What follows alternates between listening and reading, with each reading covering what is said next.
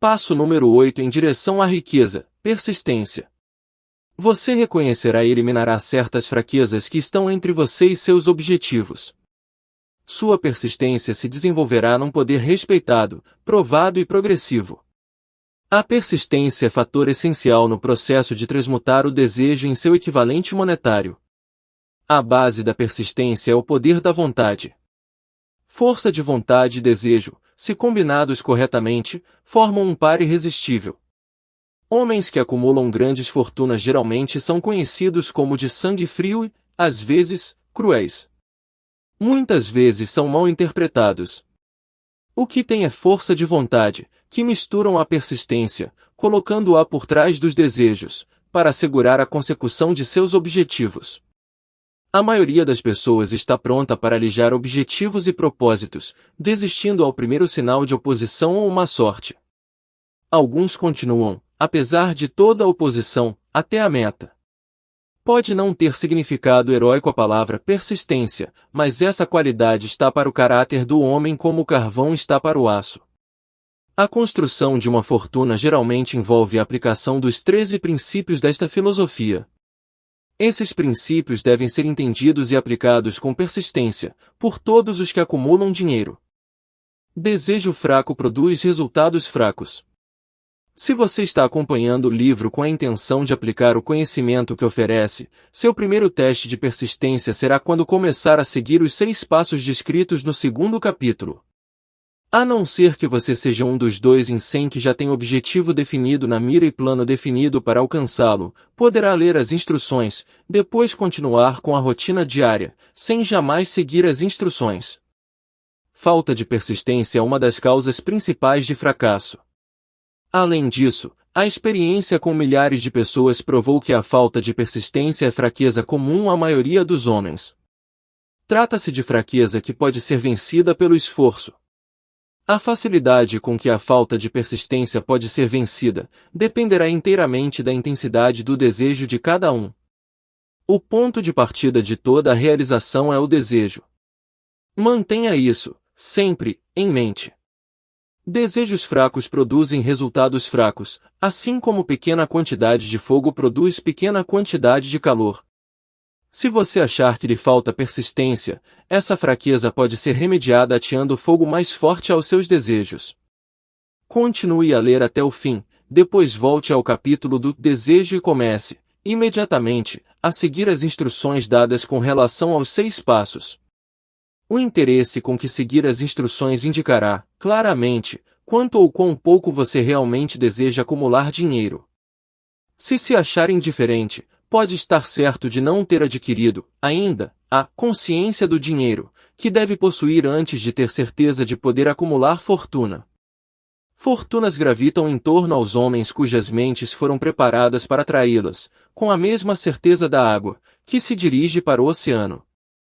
Se achar fraco em persistência, centralize a atenção nas instruções contidas no capítulo sobre o poder, cerque-se de um grupo de mente superior e, através dos esforços cooperantes dos membros do grupo, poderá desenvolver persistência. Encontrará instruções adicionais para o desenvolvimento da persistência nos capítulos sobre a autossugestão e o subconsciente. Siga as instruções esboçadas naqueles capítulos, até sua natureza habitual fornecer ao subconsciente um retrato claro do objeto de seu desejo. Desse ponto em diante, você não será prejudicado pela falta de persistência. O subconsciente trabalha continuamente, enquanto você está acordado e enquanto dorme. A magia da consciência do dinheiro.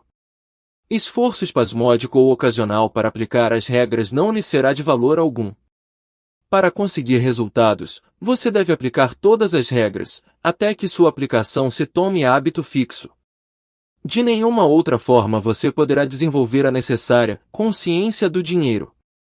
A pobreza é atraída para quem tem a mente favorável a ela, assim como o dinheiro é atraído por aquele cuja mente foi deliberadamente preparada para atraí-lo, e pelas mesmas leis. A consciência da pobreza apossar-se-á, voluntariamente, da mente que não se ocupa com a consciência do dinheiro. A consciência da pobreza se desenvolve sem aplicação consciente de hábitos favoráveis a ela. A consciência do dinheiro deve ser criada de encomenda, a não ser que se nasça com essa consciência. Entenda o significado total das afirmações do parágrafo precedente e compreenderá a importância da persistência na acumulação da fortuna. Sem persistência, você será derrotado, antes mesmo de começar. Com persistência, vencerá. Se alguma vez você já teve um pesadelo, compreenderá o valor da persistência. Você está deitado na cama, semi-acordado, com a sensação de estar sufocando. É incapaz de virar-se ou de mover um músculo. Percebe que deve começar a readquirir controle sobre seus músculos. Através de persistente esforço de vontade, consegue finalmente mexer os dedos de uma das mãos. Continuando a mover os dedos, você estende o controle aos músculos de um dos braços, até poder erguê-lo. Depois, consegue controlar o outro braço, da mesma maneira. Finalmente, adquire controle sobre os músculos de uma das pernas, depois sobre os da outra. Então, num supremo esforço de vontade, readquire completo controle do sistema muscular e safa-se do pesadelo. A dificuldade foi superada, passo a passo. Você tem um guia oculto. Você pode achar necessário safar-se de sua inércia mental por um processo semelhante, movendo-se lentamente a princípio, aumentando a velocidade depois, até adquirir controle total sobre a vontade. Seja persistente por mais vagarosamente que se mova, no começo. Com a persistência virá o sucesso. Se escolher seu grupo de mente superior com cuidado, terá nele pelo menos uma pessoa que o ajude a desenvolver a persistência. Alguns homens, que acumularam grandes fortunas, fizeram-no por necessidade. Desenvolveram o hábito da persistência por terem sido tão perseguidos pelas circunstâncias, que tiveram de se tornar persistentes. Os que cultivam o hábito da persistência parecem gozar de um seguro contra o fracasso. Não importa quantas vezes sejam derrotados, chegam, no final, ao topo da escada. Às vezes, parece haver um guia oculto, cujo dever é testar os homens, através de todas as espécies de experiências desanimadoras. Aqueles que se reerguem após a derrota e continuam tentando alcançam, e o mundo aplaude. Viva! Sabia que você seria capaz. O guia oculto não permite que ninguém consiga grandes realizações, sem passar o teste da persistência. Os que não conseguirem vencê-lo, simplesmente não passam no exame. Os que conseguirem vencê-lo são generosamente recompensados por sua persistência. Alcançam, como compensação, qualquer meta que perseguem. E isso não é tudo, recebem algo infinitamente mais importante que a compensação material, o conhecimento de que toda derrota traz consigo a semente de uma vantagem equivalente. Derrota, condição temporária. Há exceções a essa regra, algumas pessoas conhecem, por experiência, a solidez da persistência. São os que só aceitaram a derrota como algo temporário. São aqueles cujos desejos são postos em evidência com tal persistência, que a derrota, no fim, se transforma em vitória. Nós que estamos nas linhas secundárias da vida, vemos o número assustadoramente grande dos que são derrotados, para nunca mais se reerguerem. Vemos os poucos que aceitam o castigo da derrota como impulso para um esforço maior. Esses, felizmente, nunca aprendem a aceitar a marcha ré da vida. Mas, o que não vemos, o que a maioria de nós nem sequer suspeita que exista, é o poder silencioso, porém irresistível, que vem salvar os que continuam lutando, mesmo em face da adversidade. Se falarmos nesse poder, poderemos chamá-lo de persistência e ficar nisso. Uma coisa todos nós sabemos, se não se possuir persistência, não se alcança sucesso valioso, em nenhuma profissão. Ao escrever essas linhas, ergo os olhos do meu trabalho e vejo, diante de mim, a menos de um quarteirão, a grande e misteriosa Broadway, cemitério de esperanças mortas e antessala da oportunidade. Do mundo inteiro vem gente a Broadway, à cata de fama, fortuna, poder, amor ou o que quer que os seres humanos chamem de sucesso. Uma vez ou outra, alguém se destaca da longa procissão de aspirantes e o mundo ouve dizer que mais um dominou a Broadway. Mas a Broadway não é fácil ou rapidamente conquistável. Ela só reconhece talento, aceita o gênio, recompensa em dinheiro depois que a pessoa se recusa a desistir. Sabemos então que descobriu o segredo de como conquistar a Broadway. O segredo está sempre, inseparavelmente, ligado a uma palavra: persistência. O segredo é contado na luta de Fannie Hurst, cuja persistência conquistou a Grande Estrada Branca. Chegou a Nova York em 1915, para converter seus escritos em riquezas. A conversão não chegou logo, mas chegou. Durante 4 anos ela conheceu os caminhos secundários de Nova York, em experiências de primeira mão. Passava os dias trabalhando e as noites esperando. Quando a esperança se tornou fraca, ela não disse: "Está bem, Broadway, você ganhou." Mas sim: "Está bem, Broadway, você pode bater alguns, mas não a mim. Vou forçá-la a desistir." Um editor, The Saturday Evening Post, enviou-lhe 36 cartões de recusa, antes que ela conseguisse quebrar o gelo e ter um conto aceito. O escritor médio, como médio em qualquer setor da vida, teria desistido da tarefa, ao chegar o primeiro cartão de recusa. Ela, porém, martelou as calçadas durante 4 anos, porque estava determinada a vencer. Depois chegou a recompensa. Quebrara-se o encanto, o guia oculto testará Fannie Hurst e ela aguentará firme. Daí em diante, editores abriam caminho à sua porta. O dinheiro chegou com tal rapidez que ela mal tinha tempo de contá-lo. Logo foi descoberta pelo pessoal do cinema e, então, o dinheiro não veio mais como troco miúdo, mas como inundação. Eis uma descrição sumária do que a persistência é capaz de alcançar. Fannie Hurst não é nenhuma exceção. Onde quer que homens e mulheres acumulem grandes riquezas, esteja certo de que primeiro adquiriram persistência. A Broadway dará uma xícara de café e um sanduíche a qualquer mendigo, mas exige persistência dos que procuram grandes prêmios. Kate Smith dirá amém ao ler isso. Cantou durante anos, sem dinheiro e sem preço, diante de qualquer microfone que pudesse alcançar. A Broadway lhe disse: "Venha conquistar o que quer, se aguentar." Ela aguentou até que num dia feliz a Broadway se cansou e disse: "Que adianta? Você não percebe quando é derrotada, por isso, diga seu preço e comece a trabalhar de verdade." A senhorita Smith estabeleceu o preço. Era bem alto. Qualquer um pode aprender persistência. A persistência é um estado de espírito, portanto, pode ser cultivada.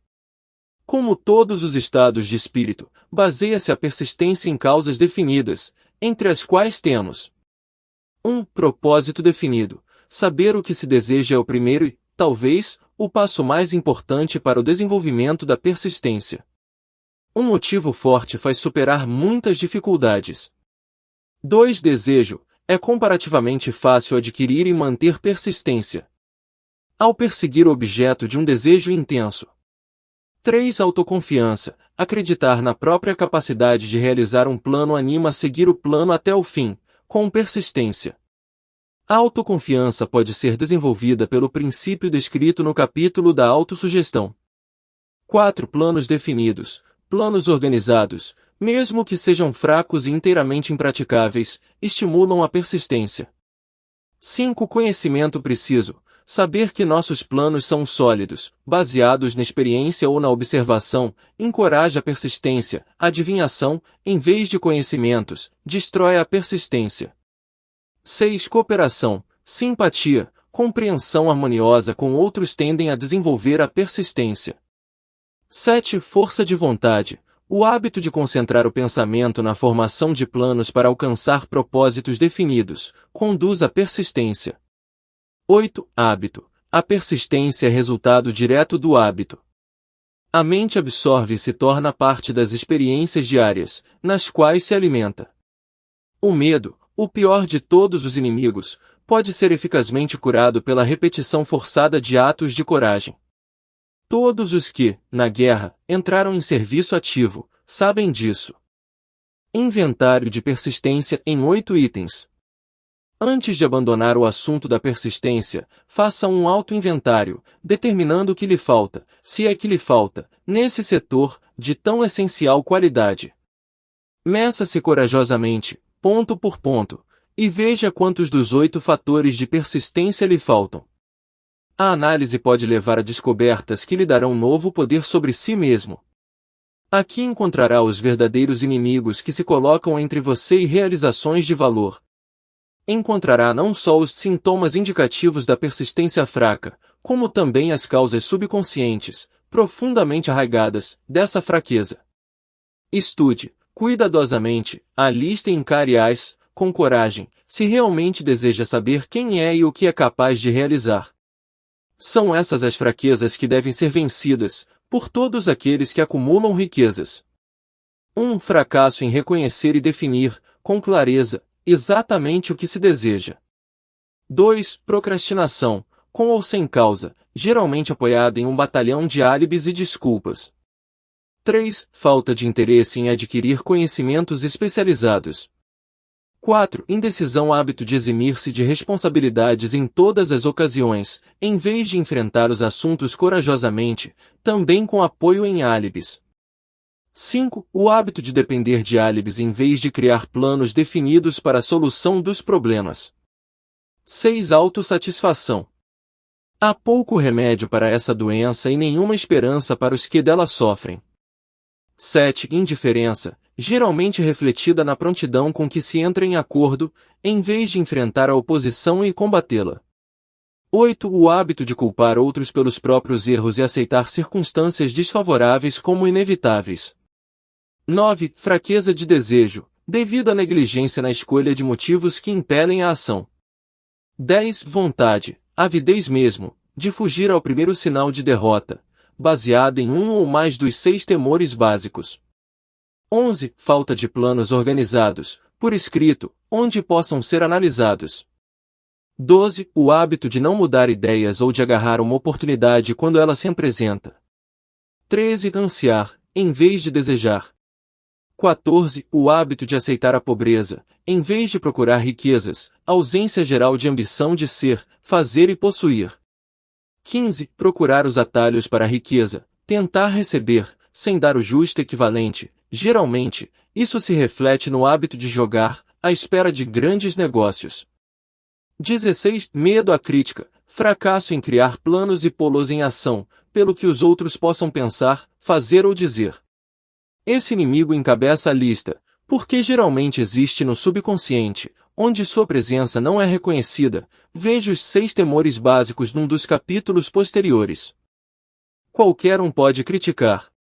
Examinemos alguns sintomas do medo à crítica. A maioria das pessoas permite que parentes, amigos e o público em geral os influencie a tal ponto que não podem viver suas próprias vidas, de medo das críticas. Inúmeras pessoas cometem erros no casamento, aguentam firme e atravessam a vida desencantadas e infelizes, por temerem as críticas que poderiam vir, se corrigissem o erro. Todos os que sentiram essa forma de medo conhecem os danos irreparáveis que produz, destruindo a ambição e o desejo de realizar. Milhões de pessoas deixam de adquirir instrução tardia, após terem parado de estudar, por temerem as críticas. Inúmeros homens e mulheres, tanto jovens como velhos, deixam que parentes lhes estraguem a vida, em nome do dever, por temerem críticas.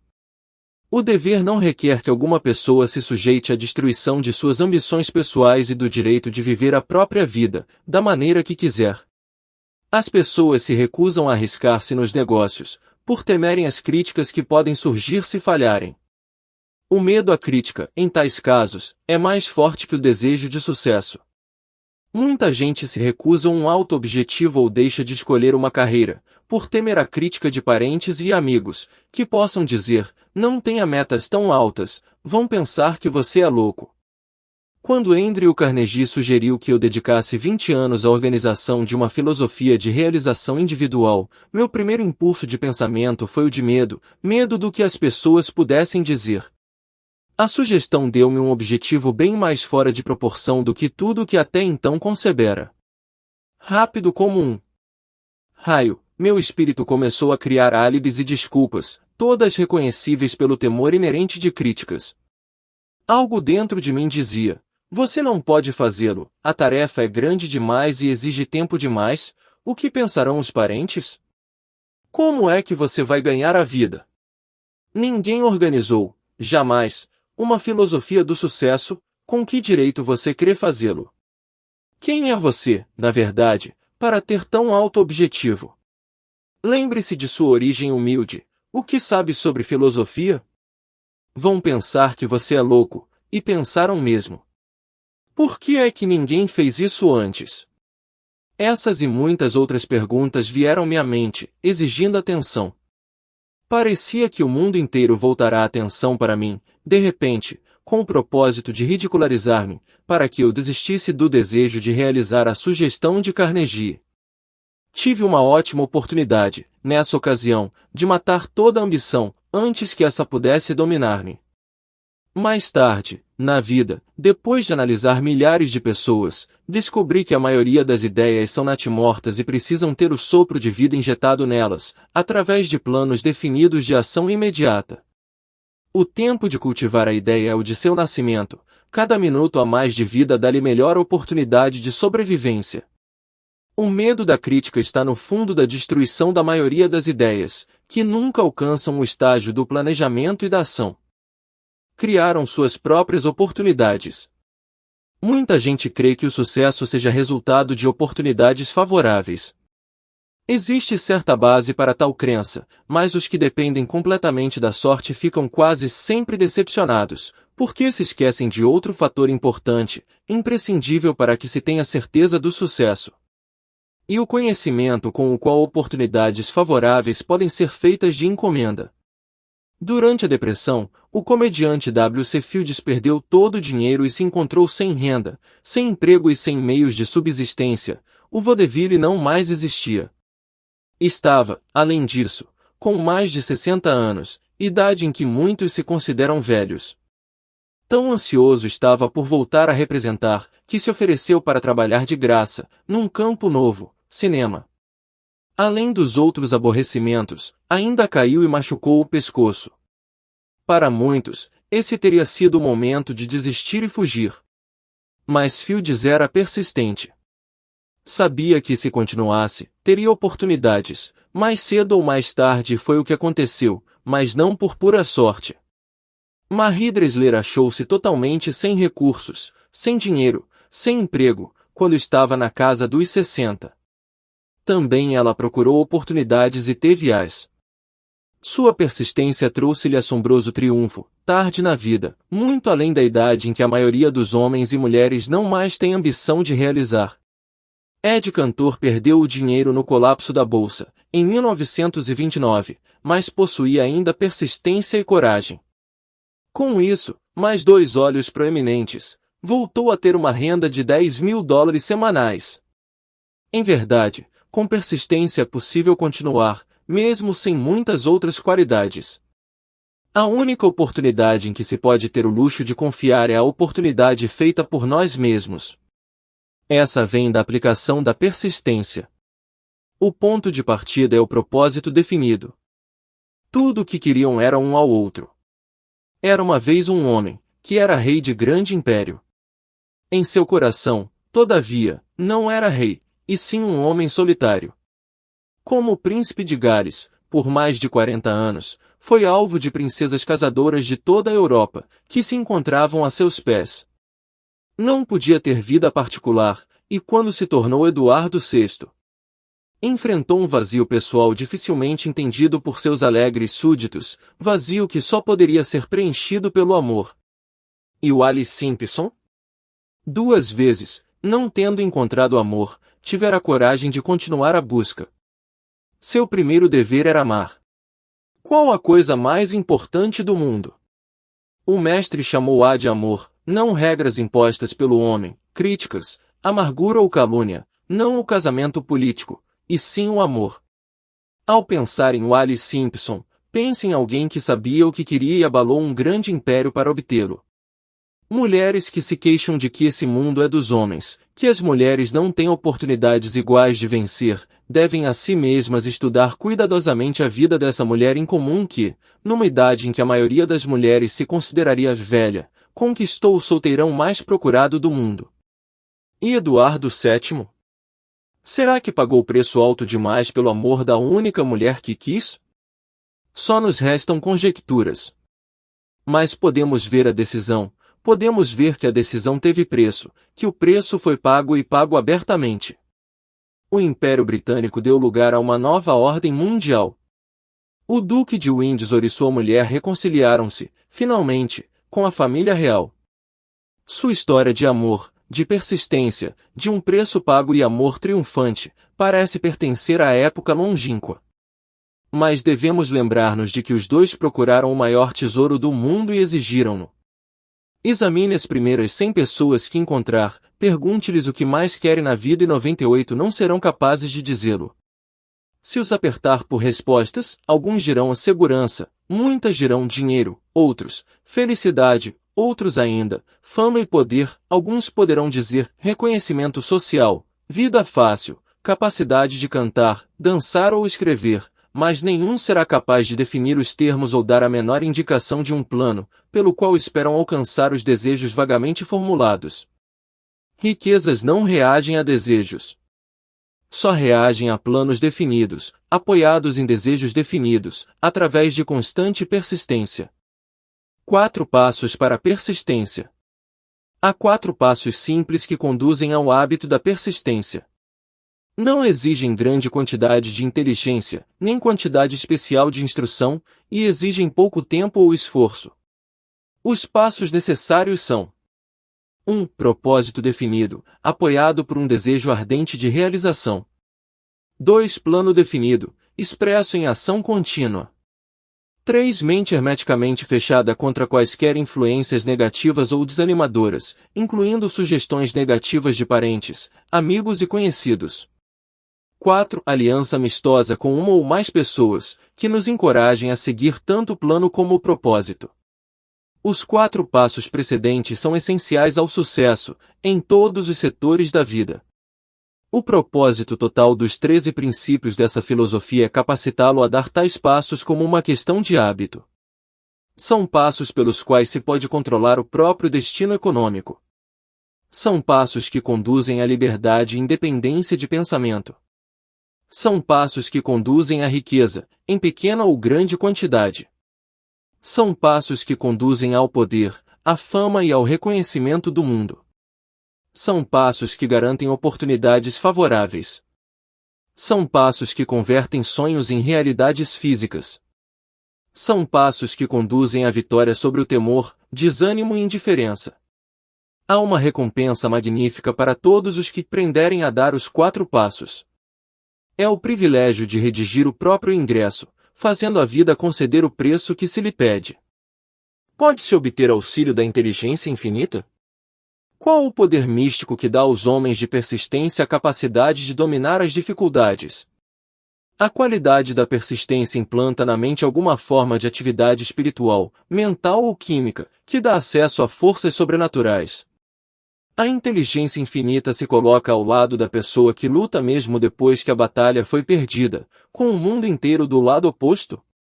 Essa e muitas outras perguntas similares surgiram-me na mente, ao observar homens como Henry Ford, que começou do nada e construiu um império industrial de vastas proporções, com um pouco mais, no início, que a persistência. Ou Thomas A. Edison, que com menos de 3 meses de escola se tornou o maior inventor do mundo, convertendo a persistência na máquina de falar, na máquina de filmes e na luz incandescente, para não mencionar meia centena de outras invenções úteis. Tive o feliz privilégio de analisar tanto Edison como Ford ano após ano, num longo período de anos, daí, a oportunidade de estudá-los de perto, o que me faz falar com conhecimento de causa, ao dizer que não achei outra qualidade senão a persistência, em nenhum deles, que mesmo remotamente sugerisse a fonte principal de suas realizações. Ao fazer um estudo imparcial de profetas, filósofos, homens milagrosos e líderes religiosos do passado, chega-se à conclusão inevitável de que a persistência, a concentração de esforços e o propósito definido foram as fontes principais de suas realizações. Consideremos, por exemplo, a estranha e fascinante história de Maomé, analisemos sua vida, comparando-o a homens de realizações nessa época moderna de indústria e finanças e observemos como todos eles têm um traço predominante, em comum, A persistência. Se você está vivamente interessado em estudar o estranho poder que dá potência à persistência, leia uma biografia de Maomé, principalmente a de Essad Bey.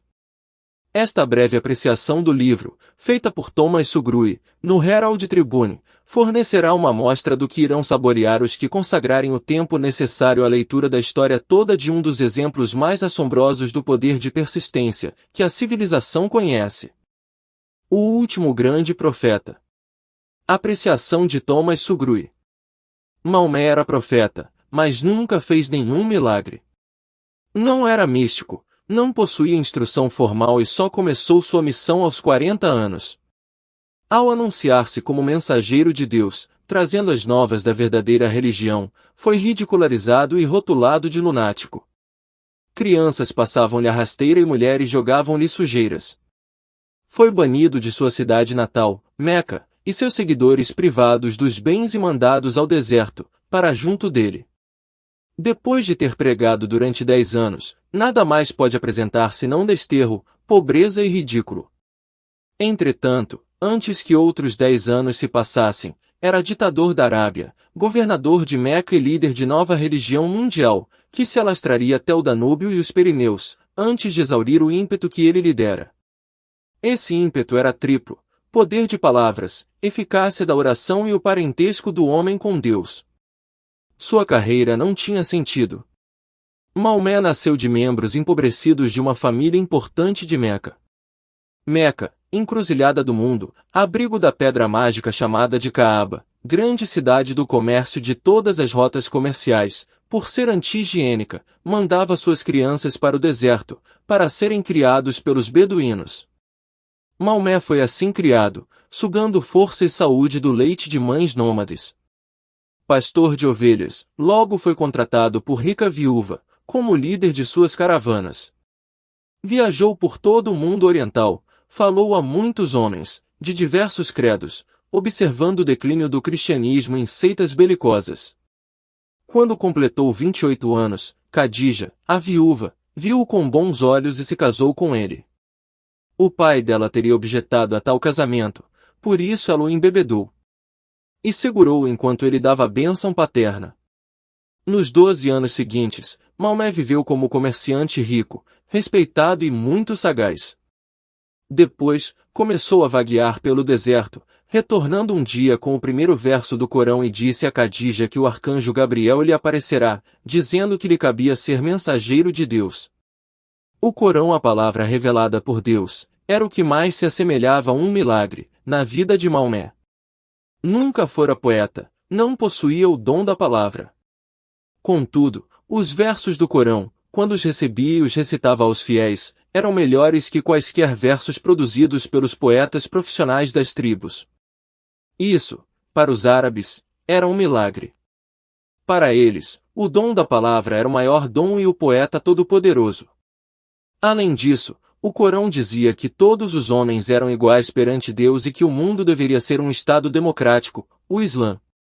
Foi essa heresia política, mais o desejo de Maomé de destruir os 360 ídolos do pátio da Caaba, que causaram seu banimento.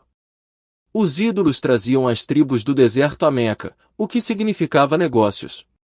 Por isso, os comerciantes de Meca, os capitalistas, dos quais Maomé fizera parte, caíram sobre ele. Retirou-se, então, para o deserto e proclamou a soberania sobre o mundo. A ascensão do Islã começou. Do deserto veio a chama que não mais se extinguiria, um exército democrático, lutando como uma unidade só e preparado a morrer sem pestanejar. Maomé convidará judeus e cristãos a unir-se a ele, pois não estava criando uma nova religião. Chamava todos os que acreditavam um único Deus, para que se unissem numa única fé. Tivessem os judeus e cristãos aceito seu convite, o Islã teria conquistado o mundo. Não o fizeram. Nem sequer aceitaram a inovação de Maomé, de uma guerra mais humana. Quando os exércitos do profeta entraram em Jerusalém, ninguém foi morto por causa da fé professada. Séculos depois, quando os cruzados entraram na cidade, nenhum homem, mulher ou criança muçulmana foi poupada. Os cristãos só aceitaram uma ideia muçulmana, o lugar de estudo, a universidade. Pontos a fixar. A persistência transforma o caráter como o carbono modifica o ferro quebradiço em aço invencível. Com persistência, você desenvolverá um quociente mágico de consciência de dinheiro, enquanto o subconsciente está em atividade constante para obter-lhe o dinheiro que deseja. Um inventário de persistência, em 8 itens, mostra-lhe onde criar persistência dentro de si mesmo. 8 áreas de treinamento especial fornecem alvos precisos para sua persistência. Gente como Fannie Hurst, Kate Smith, W.C. Fields dão-nos verdadeiras lições sobre o valor da persistência. Maomé e outros nos mostram como a persistência muda o curso da história. 4 passos simples conduzem ao hábito da persistência, quebrando também quaisquer influências negativas ou desanimadoras, que possam tê-lo afetado até agora. Observe onde as coisas vão mal, verá como o mal acaba indo embora. E não se esqueça de deixar o seu like, se inscrever no canal e ativar o sininho das notificações. Obrigado.